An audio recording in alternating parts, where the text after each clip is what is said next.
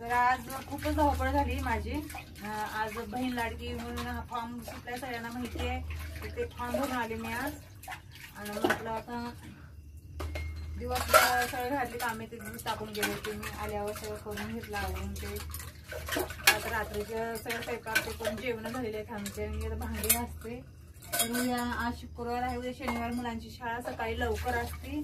रात्री मी सगळं आवरून ठेवते, भांडे घासून चिकन सगळं आवरून ठेवते। मग सकाळी मुलांना कसं 6 वाजता जावं लागतं, कारण बस येते शाळेची आणि ती बस टायमिंगला थांबत नाही सकाळची वाट बघत मुलांची। त्याच्यासाठी मग लवकर नाश्ता मुलांना होते, म्हणून सगळं रात्रीच मी आवरून ठेवते।